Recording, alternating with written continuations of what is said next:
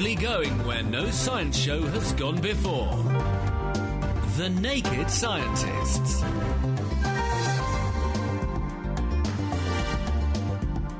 Hello, welcome to this week's Naked Scientists with Helen Scales. Hello, Helen. Hello. And also with me, Chris Smith. Now, coming up, a new method of vaccination that promises to be painless, which should be good for anyone who's needle phobic. Also, how adding lithium to drinking water could cut the suicide rate. Sounds intriguing. We wonder if Japanese scientists have got their facts right on that one.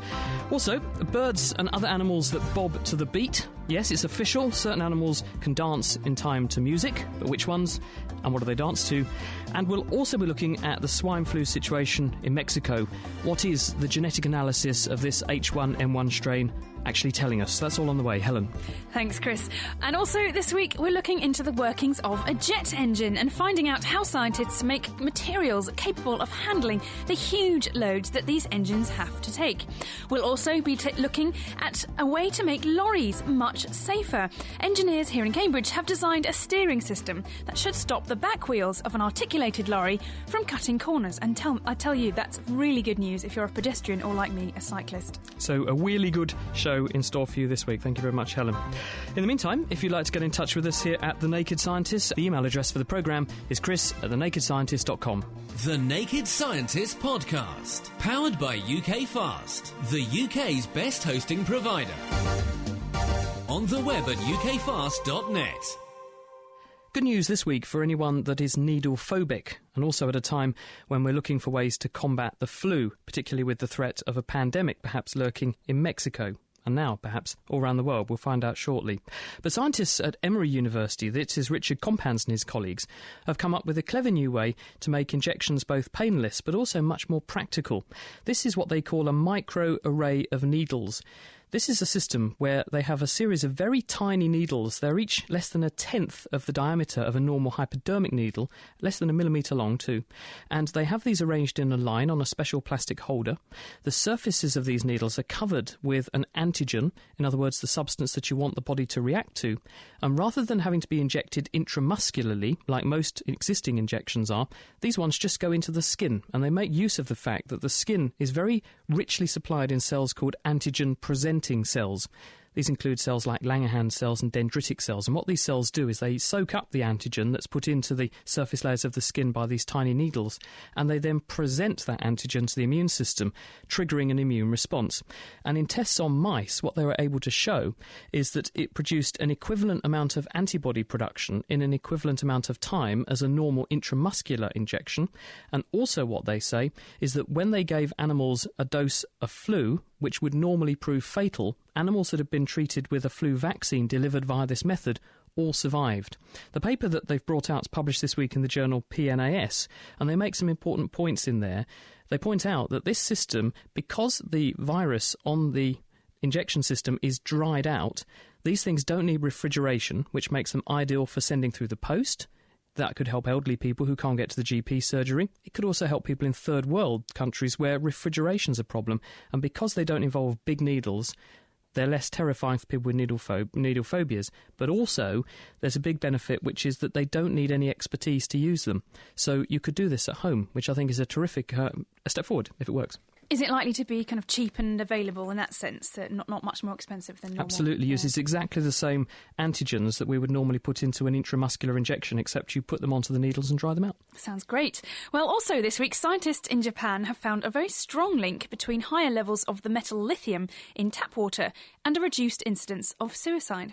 Well, Hirochika Ogami and Takeshi Terao from Oita University in Japan led a team who measured the levels of lithium in tap water in 18 municipalities of a region of Japan called Oita, and they compared that against the rates of suicide among the million people who live there.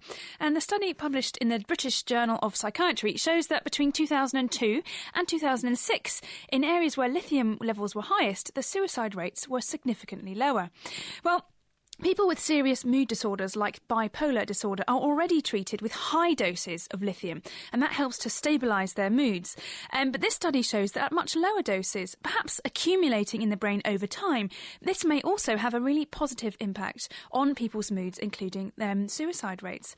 The amount of lithium in drinking water ranged from 0.7 to 59 micrograms per litre, and the study clearly raises the issue of whether we should be thinking about adding lithium on the large scales to drinking water.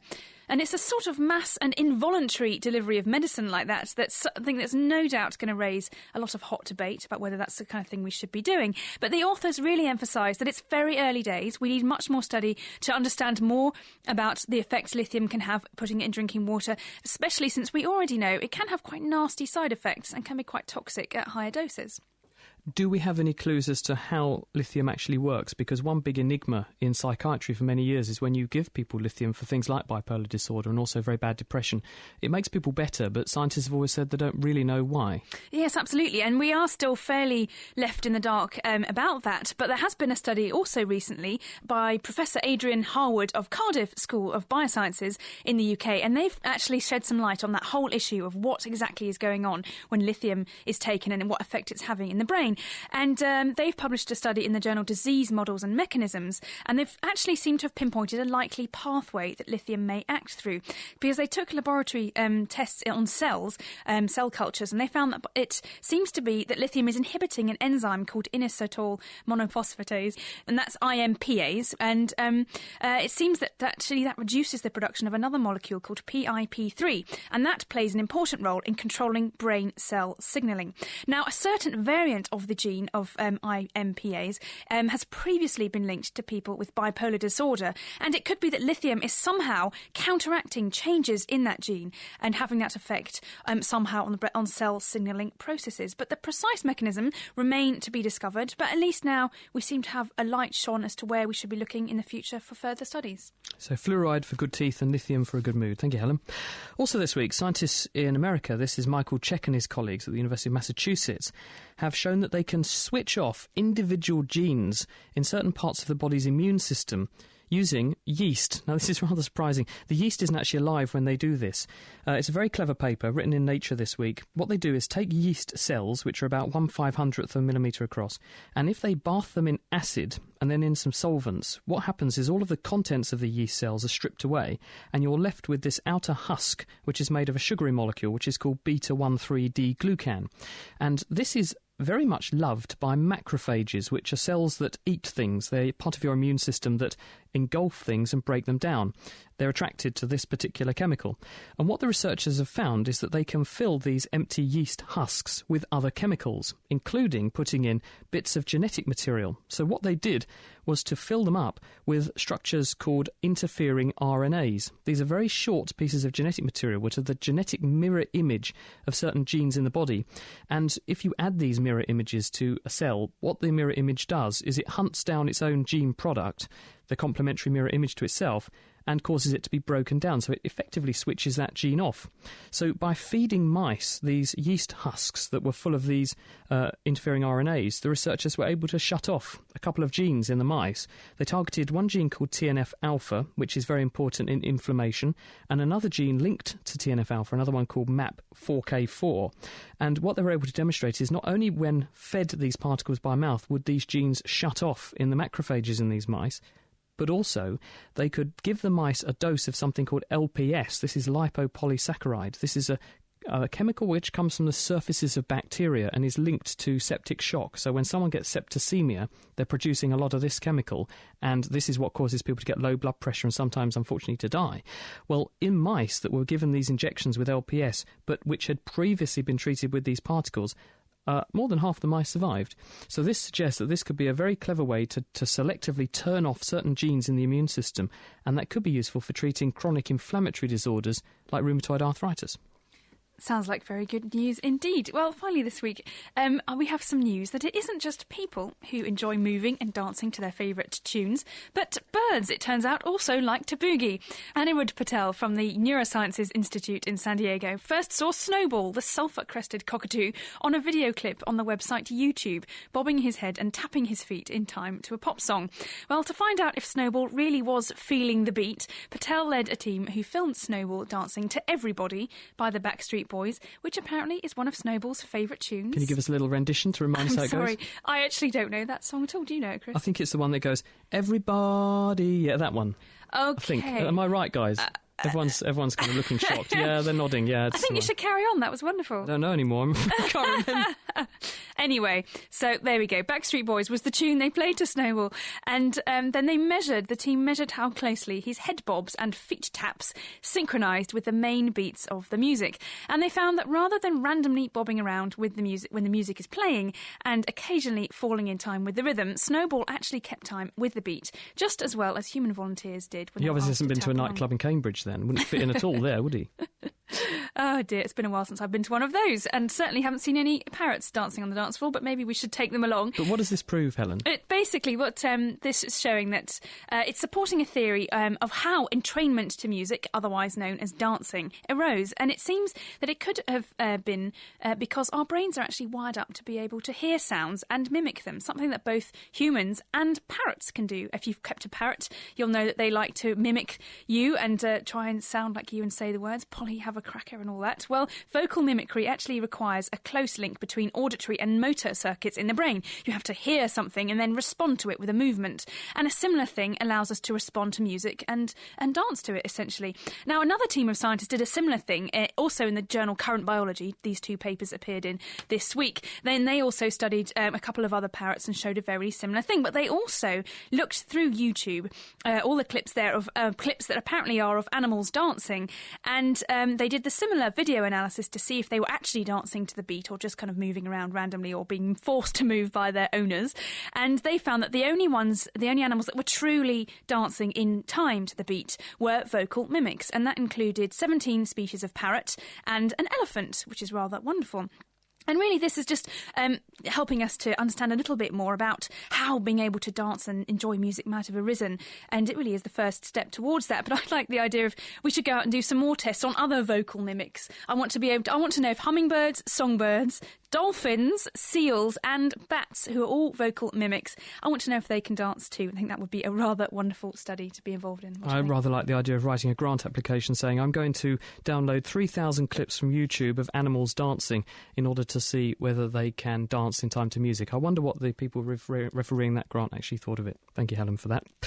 Now, also in the news this week, how could you have missed it? The fact that we are perhaps on the verge of a pandemic, or perhaps not. People are very worried about this swine influenza from Mexico, but surely more answers than any can be obtained by sequencing the virus and understanding what its genetic story is. And joining us now from Imperial College in London is Professor Wendy Barclay. She's an influenza virologist. Hello, Wendy. Hello. Good to have you with us on The Naked Scientist. Tell us a bit about where we stand with this. What have we learned so far from looking at the genetics of this virus? Well, over the course of last weekend and then into last week, most of the genes of a number of different isolates of this virus have been sequenced, and that information has been shared by scientists over the web, which allows us all to have a look and see whether or not this virus has got any of the particular traits that we would associate with, for example, a highly pathogenic virus, so that we can begin to predict what to expect as this virus spreads into people and what sort of action we should be preparing ourselves to take. What about where it came from, Wendy? What does the sequence actually tell us about its origins? Very interesting. Swine influenza is quite a complicated beast, it turns out. Your listeners may or may not know, but influenza virus has its genome split into 8 discrete pieces known as the segments of RNA. And in general, each one of those pieces encodes one protein, although some of them encode 2. So there's about 11 proteins spread on 8 pieces.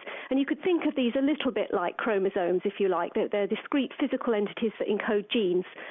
Now, we can tell by looking at those segments of RNA that way back, some of those RNA segments were once segments of viruses that were circulating in humans and also in birds and in pigs.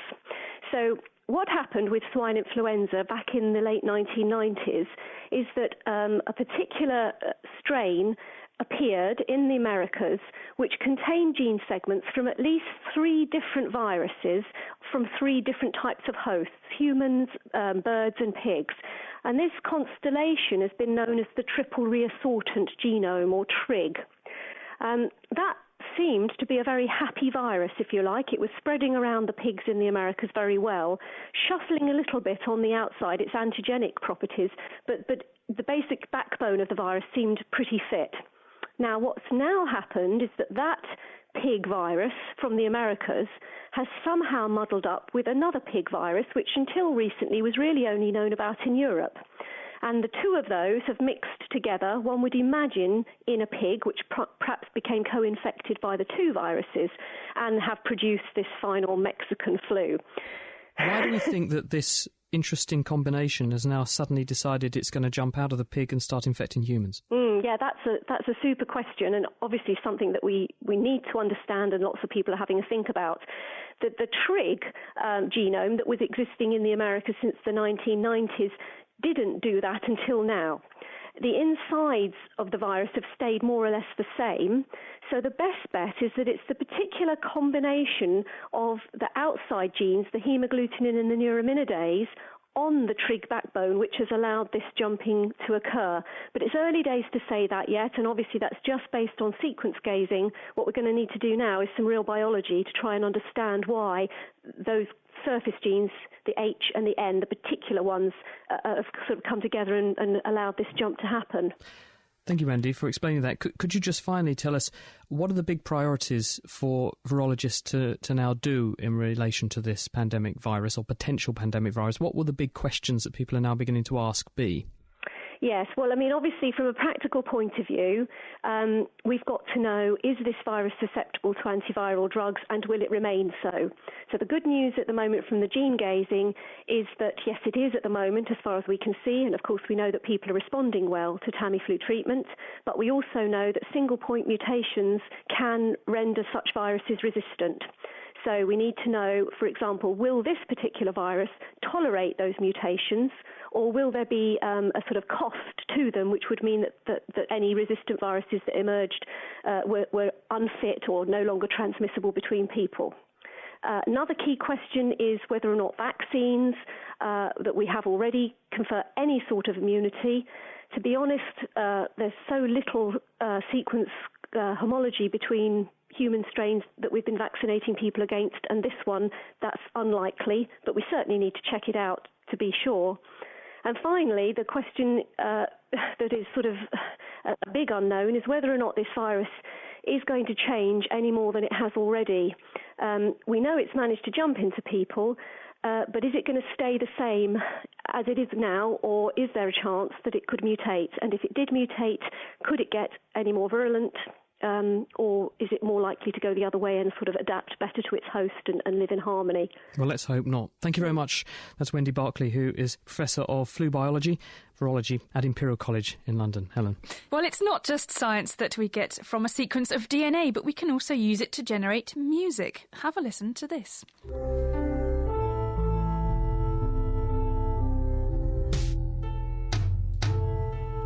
Sounds pretty good, doesn't it? Well, we've got Stefan Zielinski with us. He created this music using the sequence of amino acids in a protein in the swine flu virus called hemagglutinin, and that's the one that causes red blood cells to collect together. So, Stefan, why make music from a virus that might trigger the next big pandemic? Well, I was just sitting around feeding my dancing bat some high lithium tap water, and a buddy of mine from the Mayo Clinic sent out the sequence that they had just come up with for this particular variation of hemagglutinin. And I was wondering if I could translate it into something that I would have an easier time understanding, and maybe hear the functional groups. If I could translate it into music, then perhaps a symphony has movements. I was hoping that I could hear division within the music. between the functional groups. And I couldn't, but maybe other people can. So tell us, how did you go about making this piece of music? Well, I'm going to cheat and answer a closely related question, which is when you listen to the music, what parts of what you're hearing came from me and what parts really came from the virus? Viruses obviously don't share a lot of characteristics with music. They don't have a key, they don't have a time signature, and they don't have orchestration. So all of that stuff is things that I came up with and put into the piece itself. What really came from the virus in all of this is the melody. Now, proteins are made out of 20 amino acids in life as we know it. And these 20 amino acids come in various classifications. A specific amino acid might be hydrophobic, or it might not be. It might be aliphatic, it might be aromatic. What I did was I took the amino acids and divided them up by chemical category and assigned each category to an instrument. So, for instance, the piano got 9 of the amino acids. From there, I sorted them by van der Waal volume, which is approximately how big the amino acid, how much space it takes up. And then by analogy to basic acoustics, I assigned the large ones to relatively low notes and the small ones to relatively high notes. So when you listen to the music, the interplay between the various instruments and the specific melody that's picked out, that's all come from the virus. Excellent. Well, we're certainly enjoying listening to it, and it's quite a new experience for us here. So thanks, Stefan.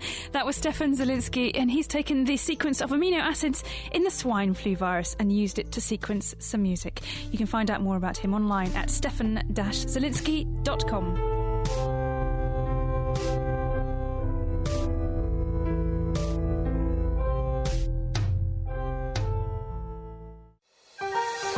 Lifting the lab coat on the world's best science. The Naked Scientists. You're listening to The Naked Scientists with Chris Smith and Helen Scales. We're talking this week about the science of engineering and material science. We'll be getting inside a jet engine very shortly. But first, there's also another way you can listen to The Naked Scientists, and you can chat about the science in a show with like-minded folks at the same time, and that's in the virtual world of Second Life. We're live at 10 a.m. Second Life every Sunday. So if you want to join us, sign up for Second Life, visit the Scilands, and then search for The Naked Scientists. You can drop by our glorious mansion, stretch out on one of our sun loungers and listen to the show.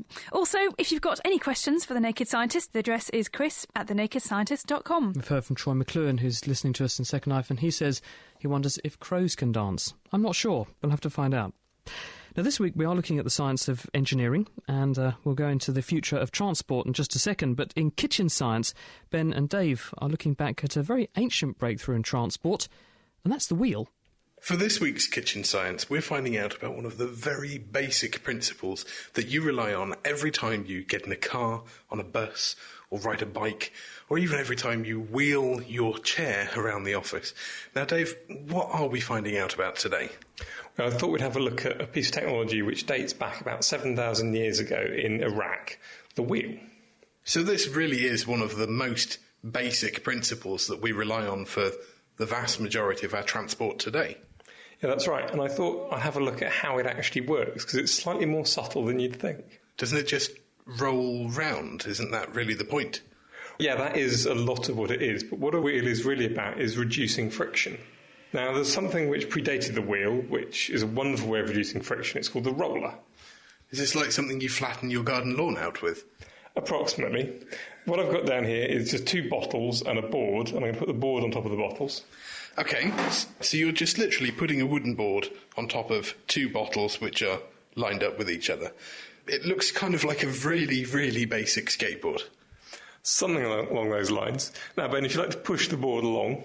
Well, I'm not going to put my weight on it as it'll crush your bottles, but if I gently push the board, it moves very, very easily. Until it falls off one of the bottles, it moves forwards really easily. That's right. Rollers are a wonderful, simple piece of technology. They can reduce friction immensely. In fact, in theory, if everything was flat, there would be essentially no friction there at all. The problem is, as you just found, eventually you fall off the end of the rollers. So this could be good ways to move around huge, heavy things, like huge blocks of stone. If you put, instead of bottles, maybe if you put tree trunks or anything that was whittled down to be cylindrical. Yeah, that's right. It's thought that a lot of the ancients moved a lot of really big stone monuments about with rollers.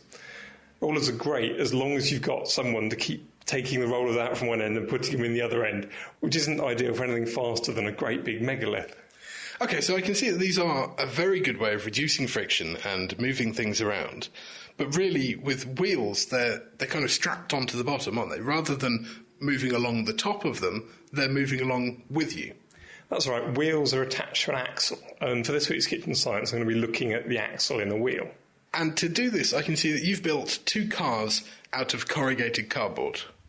Yeah, that's right. I've made one of them with wheels using toilet rolls as axles. So these are enormous axles. They take up most of the diameter of the wheel. And to compare that to, I've made another car which still uses toilet rolls as axles, but I've taken the toilet rolls and rolled them up much, much smaller, maybe about 8 millimetres in diameter. Okay, so these axles look roughly the size of a pencil or so. So basically your 2 different cars are very similar, except they have very different sized axles. That's right, and what I'm going to do is I'm going to put a bit of weight on them, give them some load, then put them on a piece of wood, and then change the angle of that piece of wood until eventually they start moving, and see which one moves first.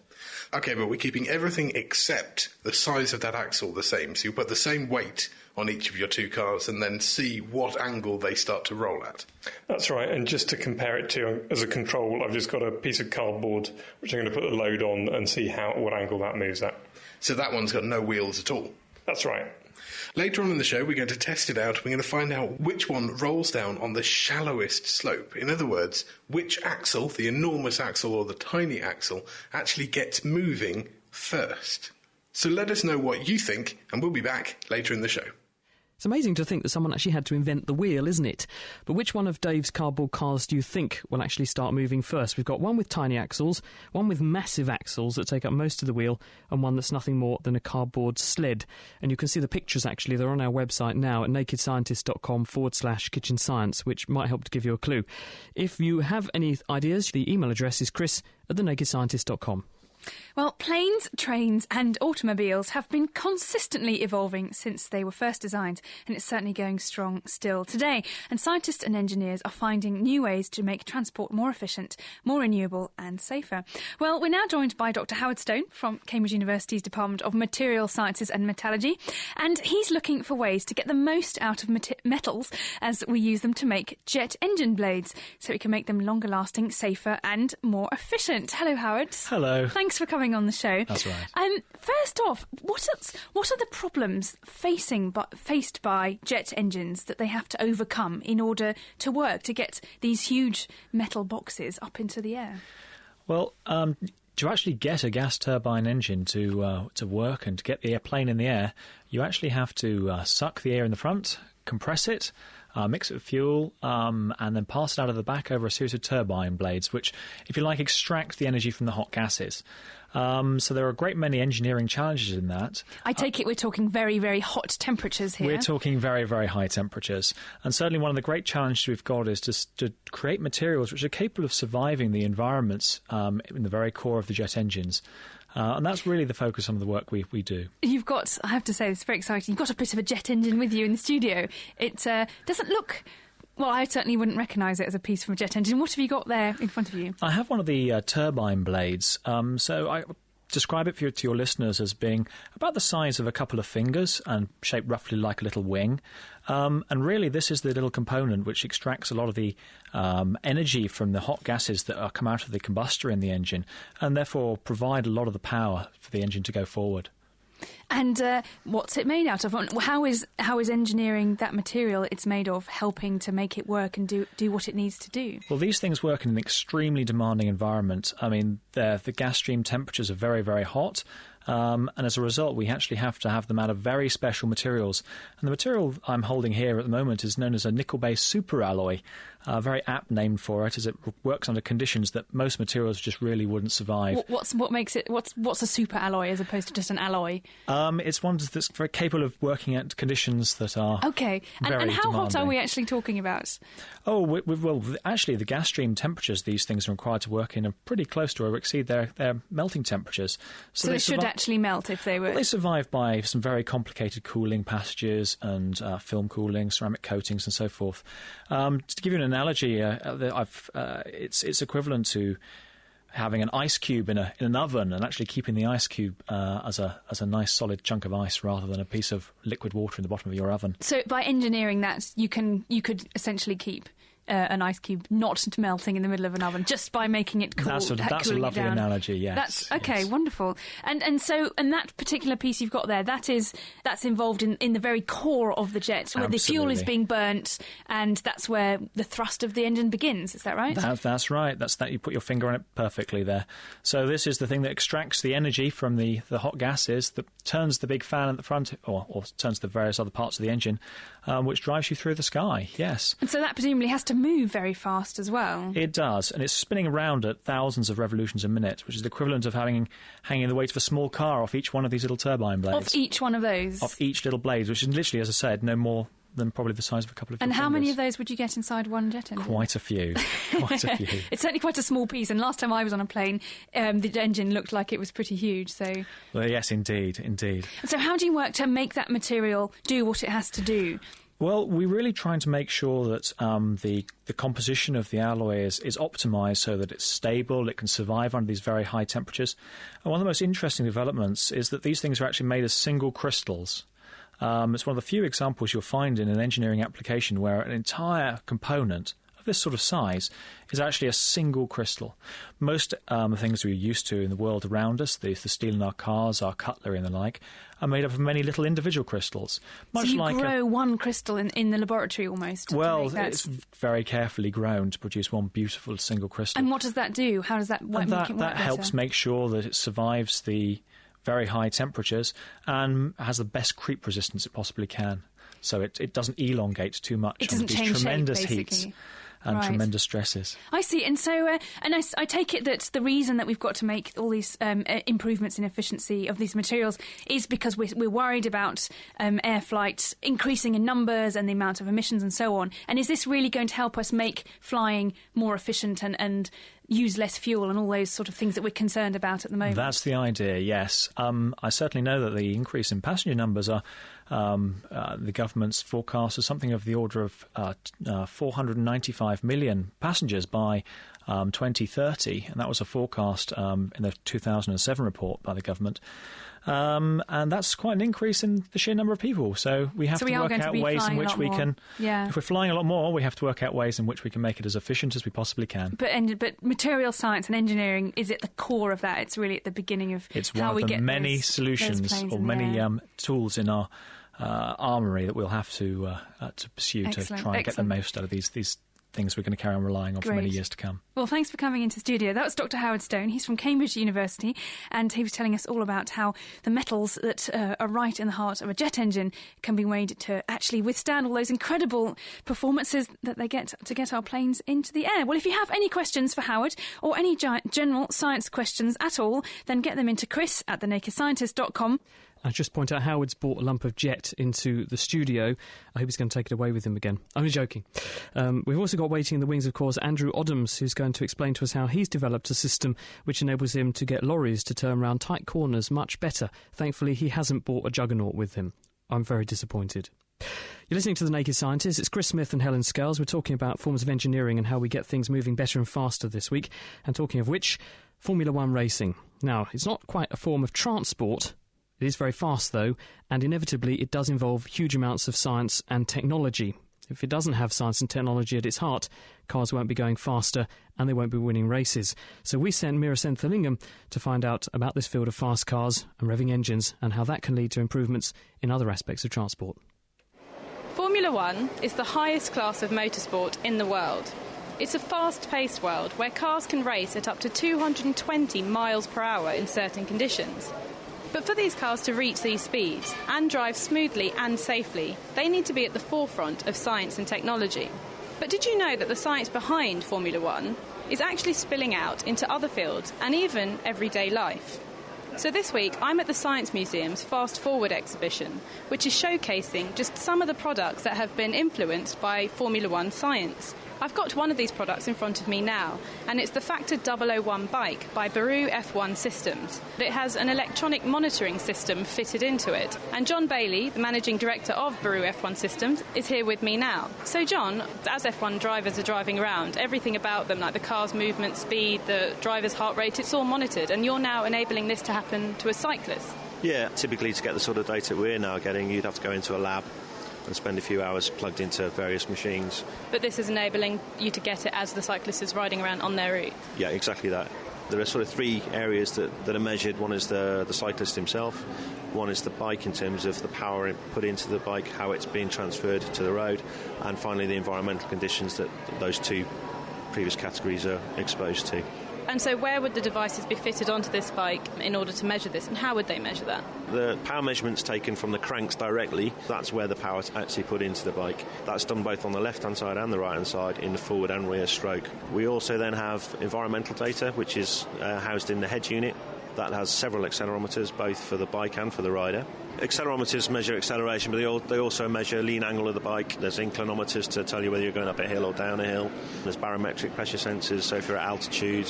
And then the rider himself, he has medical grade measurements of ECG, respiration rates, his bodily position relative to the bike, skin temperature and core temperature if he takes a tablet. How are those measured? They're measured via a device which is strapped to the rider's chest, and within the strap there are force measurement devices which measure the expansion of his chest cavity and the rate of which that expands, and there's also temperature sensors built into the strap. For the professional athletes that we're working with, we have developed some wireless systems which allows coaches to monitor the data live and verbally shout at the rider if they need to. It looks like a regular kind of bike, but moving behind it now, it does look extremely thin. What's it made of? Everything's carbon fibre, obviously for weight and strength. It seems to adopt the monocoque system of Formula One racing, which is basically where there's a core body made of this carbon fibre, and then everything is then attached onto it. If you imagine gluing lots of parts together, then their ultimate weakness is where they're glued together. If you've got a solid structure that isn't glued together but is a one whole moulded single surface, then you improve your strength and stiffness. So it seems this monocoque structure in particular is a key design from Formula One racing that's being transferred into other products. And it's not only bikes that it can be transferred onto, but also wheelchairs, more specifically all-terrain wheelchairs. This wheelchair by Trekinetic is also on display here at the Science Museum, and it does look pretty impressive. So I'm going to the Trekinetic base to find out more about it and see it in action. So I'm now at the production facilities of Trekinetic wheelchairs in Hemel Hempstead, and with me is the managing director, Mike Spindle. So, Mike, we've got one of the K2 all-terrain models in front of us now. It's not very tall, and the wheels are very thick, which I'm obviously assuming it's going to help with the all-terrain aspect of it. I think without doubt the main breakthrough of the chair is the fact that it has what we call a monocoque chassis. That means one element, in this case the seat, is made of a super strong carbon fibre, and it is to this that all the components are attached. Like an F1 car, we completely dispense with the framework chassis. And it does look very comfortable. It looks as if it follows the general contours of the body, and so by doing this it's supporting the right areas. A conventional chair forces your backside into a square shape because they're all of a right-angled construction, so it's natural for us as we was moulding it to try and make it as anatomical as we could. I'm just going to have a seat. The seat feels very much like it's hugging my kind of hip and back area, and I feel very supported. That's right. Basically, your thighs, backside and the sides are supported. Attached to this chair are these large wheels which are situated at the front of the chair. And, I mean, just pushing it around a bit, it seems like a good place to actually put the wheels compared to where the wheels are on a traditional one. When those of us that don't use wheelchairs sit in an armchair, our hands are at the front next to our knees, and that's really where the wheel should be. One of the great benefits of this to the user is that for weak users it's easier to push, but for strong users they can get up to twice normal speeds. So when we did this and we showed it to a focus group, we noticed that it was really good off-road. And then we discovered through the focus group that the average wheelchair was completely hopeless off-road, and people in wheelchairs didn't go on gravel paths, they didn't go out in the snow, and they just would be limited to tarmac paths. Now, at the back of the chair, you can also change the angle that the chair is actually sitting in. That's right. One of the problems in a wheelchair going down hills is your position in the seat changes. So if you're fine on the horizontal, when you go down a hill, you can be tipped out of the chair, especially with a front-wheel drive design. So we fitted a nitrogen gas shock absorber on the back, which very much like an office chair, by releasing a valve lever, you can change the length of it, which means you can tip the seat backwards and forwards. Now, as well as that, the wheels themselves are sitting at an angle as well, so the top part of the wheel is more inner than the bottom part of it. What benefit does this provide? Well, we found that because the front-wheel drive is just naturally a more efficient propulsion system, that people were getting up to, strong users were getting up to quite high speeds in the chair, and that led to instability off-road. So what we needed was an angled wheel system where the tops of the wheels are in a position where you can reach them, but where it touches the ground, they are wider apart.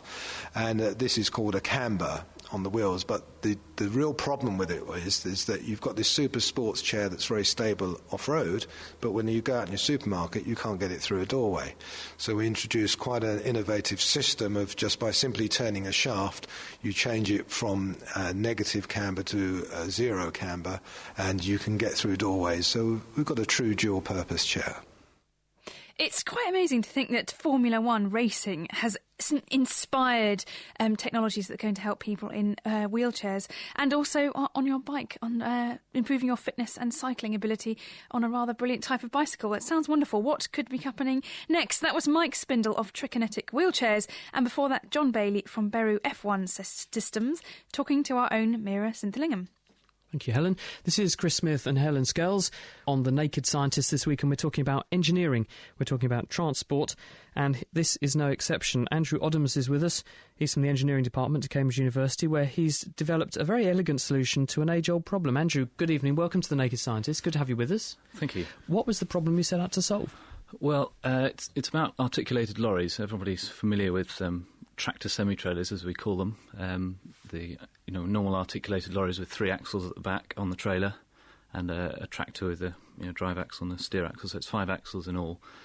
But the front axles of the tractor obviously steer, but none of the others. So we wondered what would happen if you steered the trailer axles as well, and what benefits you could get to the performance of these vehicles. Now, so what problems do lorry drivers face when trying to handle a lorry with that configuration at the moment?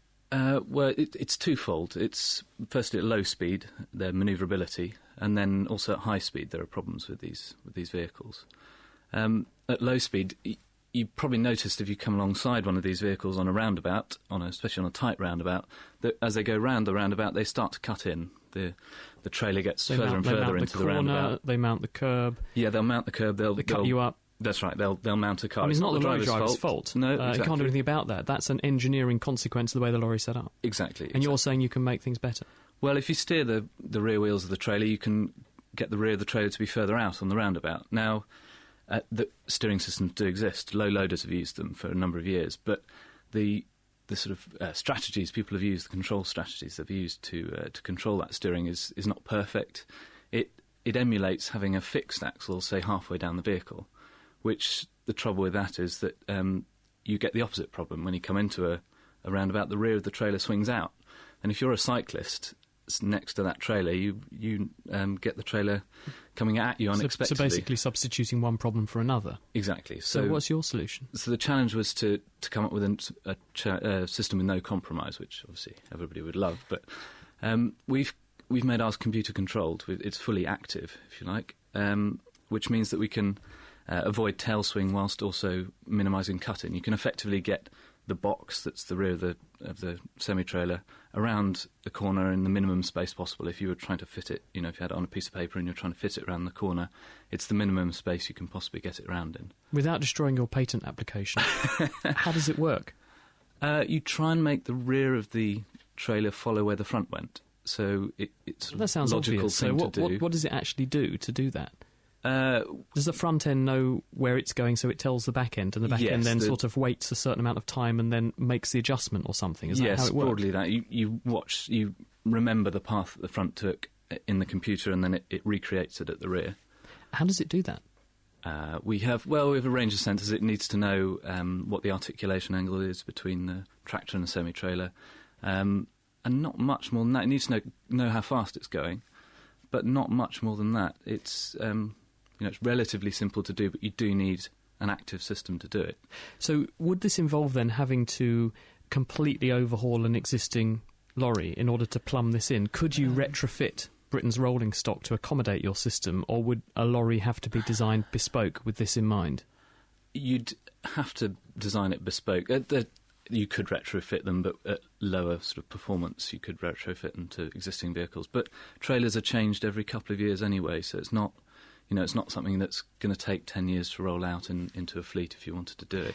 One problem, when people have tried to develop things like that in the past, correct me if I'm wrong, but have they not had problems with resonance, where the front of the vehicle does one thing, so the back tries to copy, but overcorrects, and then that puts the front off, which then corrects, and that puts the back off, which overcorrects, and before you know it, you're sort of going all over the road, and it's dangerous. This is where the cleverer bits come in. We talked about the relatively simple bits, but especially when we're going at high speed, I mentioned it briefly, we're trying to correct the behaviour of the trailer when it's, say, doing a lane change at high speed. This is the classic thing that you come across on a motorway.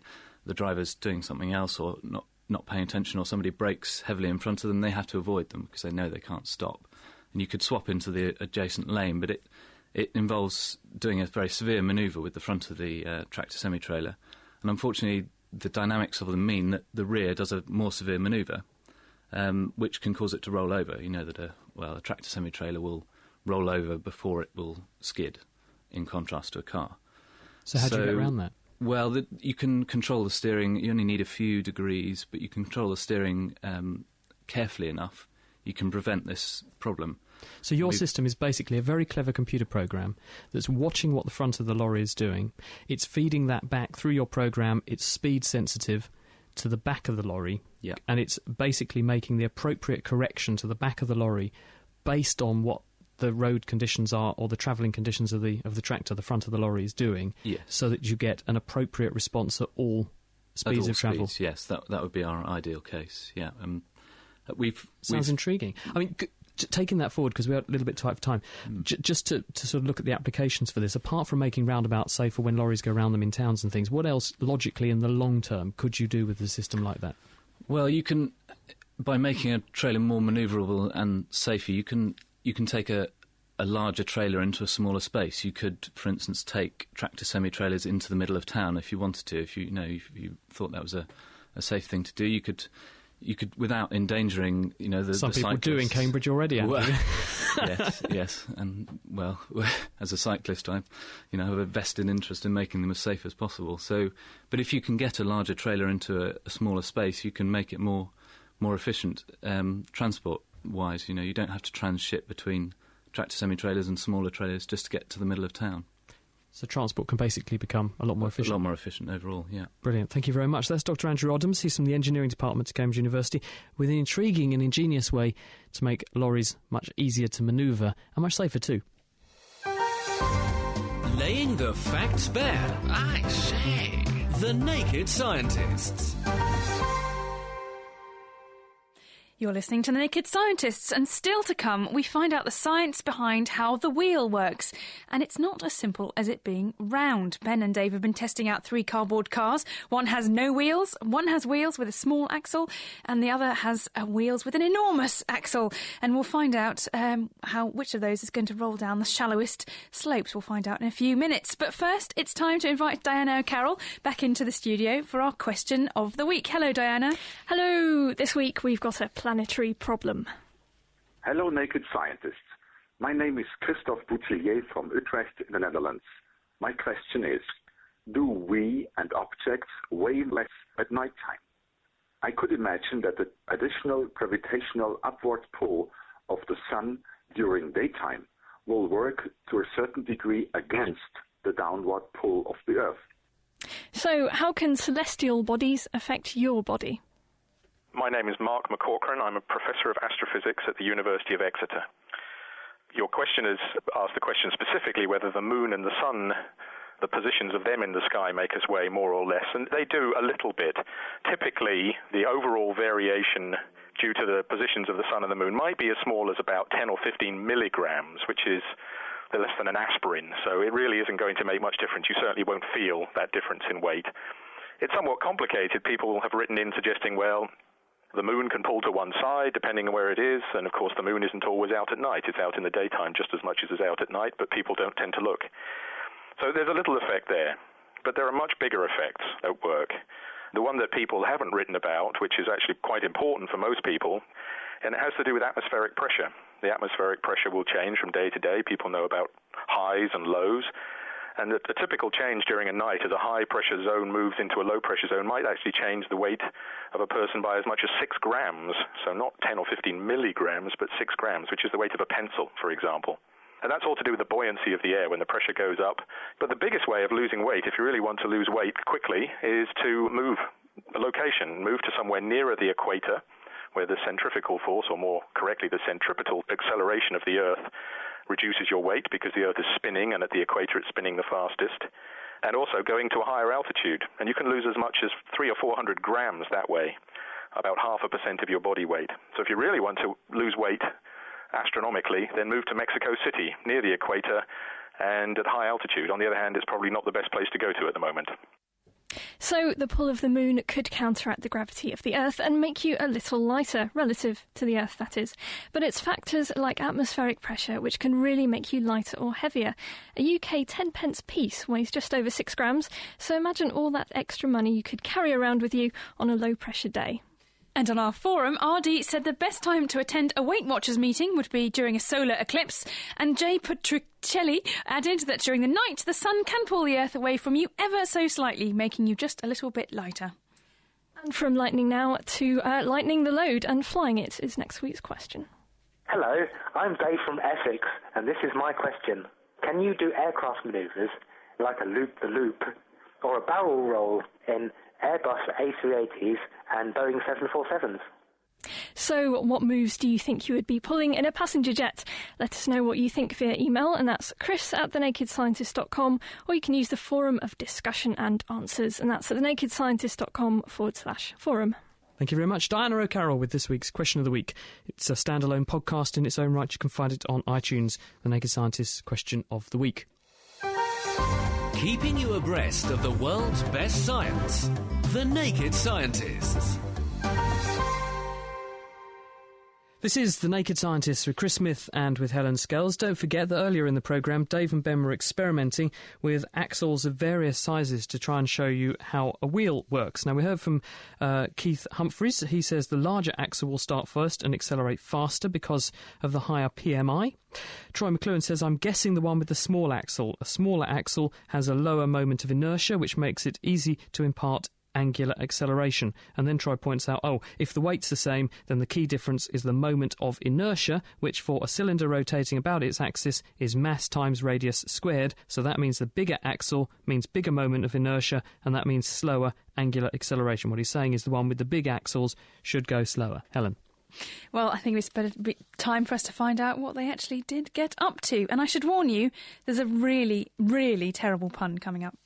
Welcome back to this week's really exciting kitchen science, where we're finding out what is it about the wheel that makes it so good for us moving. Now, Dave, what do we have set up? How are we testing it? OK, I've got 3 different cars. One of them doesn't have any wheels at all as a control. One of them's got wheels which you think of as fairly normal, with a small axle and a big wheel. And the third one has wheels where the axle is almost as big as the wheel is itself. And we're going to put these one at a time with exactly the same weight on the top on a bit of wood, and tilt the bit of wood and see which one will start rolling at the shallowest angle. Now, what will that actually tell us? Well, as you tip the piece of wood, slowly more and more of the gravity is pulling that car forward, and less is pulling it down. So eventually the gravity is going to pull it forward enough for it to overcome friction, so the higher the friction, the steeper the slope it'll be able to stay still on. So whichever setup actually has the least friction in the system should start rolling first? That is the theory, yes. OK, well, let's test this out first with what you've called a car, but I think is more like a cardboard sled, really, and we're going to put the same mass on it that we will put on our cars. In fact, the mass we're using is just an empty jam jar. We've placed that on our bit of wood, and Dave has a protractor for measuring the angle at which it starts to fall. So, Dave, if you start lifting, we'll see what angle that starts to slide. What angle did we get to before that actually started to move? Got to about 25 degrees. So the slope needed to be at 25 degrees for the force of gravity pulling down to overcome the friction that was pressing on the bottom of your cardboard sled. That's right, and that's really quite a steep slope. I wouldn't like to drive down a slope at 25 degrees. But perhaps really good on a sled in the snow. So now let's try your car with enormous axles. So because this one has wheels, instead of just being a sled, I expect it'll go at a much shallower angle. So Dave, let's give this one a go as well. OK, the wheels definitely worked. They were rolling properly. It wasn't just sliding down. But that still looked quite steep to me. Yeah, it was about 20 degrees, so still a pretty steep slope. But now let's try it with your other car. This is the one with small, sort of pencil diameter axles. That looked very shallow. What angle was that, Dave? It's about 8 degrees when it started to move. I mean, you'd hardly got the top end off the ground. Yeah, far, far better. So this has got much, much, much less friction than either of the other two. So it's the same weight on the same bit of wood. They're all made of cardboard, and both of the second two have wheels. So where's the friction going? Well, because we've been using the same materials, the friction between the wheel and the smaller axle should be exactly the same as the friction between the big wheel and the big axle. But it started rolling down at a much smaller slope, which means that it took less downward force to overcome that friction. So surely there's less friction there. Well, this is all to do with leverage. Have you ever opened a door? Yes, I've opened lots and lots of doors. I don't have flunkies to do that for me, Dave. Well, if we come over to this door over here, I want you to try and open this door in the normal place where you'd push it open. So, OK, I'm just going to push it open by the door handle. It slides open easily and hits the other wall. No trouble there. That's good. Now, instead, I want you to try and open it from very, very close to the hinge. OK, I'm pushing. It is opening, but that takes a lot of effort to do that. And there we go. I've got the door open, but I had to push a lot harder very close to the hinge. Yeah, that's right. To open the door, you need to apply a certain force at the hinges. You can either apply that by applying a very, very large force close to the hinge and not moving very far, or by applying a much smaller force and moving it much further where the handle is. So the whole door acts like a lever. Now, what's that got to do with our wheels? Well, if we consider the wheel with a huge axle first, because both the surface of the axle and the edge of the wheel are about the same distance away from the centre of the rotation, then there's virtually no leverage. In order to make the truck move, you're going to have to push about as hard as a frictional force, which is quite a lot, so it doesn't work very well as a wheel. So the fact that the axle and the actual wheel are quite similar sizes means that you don't get any leverage. I assume this means, therefore, that when you have a smaller axle, the wheel itself acts like a lever. That's right, it acts like quite a big lever. The smaller the axle, the bigger the lever it acts like. So you need to apply less force to the wheel in order to overcome that frictional force. So the truck is slowed down less by that friction. Now, you'd think that the obvious solution then is to use axles as small as you physically can, which is right from the purposes of friction. However, it's not quite so good from the purposes of strength. Of course, because you don't want your axles to be too thin, because the wheels, as well as making you move, have to support the weight. That's right, and in the last couple of 100 years, engineers have come up with a way of using large axles and getting very low friction. It's actually using that very, very ancient technology, the roller, again. What essentially you do is have a ring of rollers all running round and round and round the wheel, and then they just roll and keep rolling and keep going. Because they're going in a circle, they never fall out, and you can keep on rolling with almost no friction. So we've almost come full circle on the history and the science of the wheel. We'll put some pictures and diagrams up of Dave's cardboard cars on the website at thenakedscientist.com/kitchen science, so you can see and even have a go at this yourself at home. We'll be back with another great experiment next week. Thank you, guys. So, with a small axle on a large wheel, the wheel itself acts like a lever, and so it takes less force to overcome the friction. I never thought that wheels could work like a lever. It's amazing, isn't it? You can actually see some pictures of Dave's cardboard cars on our website. That's at nakedscientist.com/kitchen science. And the guys have also put some videos there showing how they move. So go and take a look. Well, that's it for this week. Thank you very much to our guests, Andrew Odhams, Howard Stone, Wendy Berkeley and Stefan Zielinski. He was the man who made the amazing Flu music. Also, thank you to our wonderful production team, Dave Ansell, Mira Senthalingam and Ben Valsler. Next week, do join us to find out about the science of clean water and about the alien species that are invading our waterways. If you have any questions or you just want to say hi, the email address chris@thenakedscientist.com. The Naked Scientist podcast comes to you from Cambridge University and is supported by the Wellcome Trust, the EPSRC and UK FAST. For more information, look us up online at nakedscientist.com.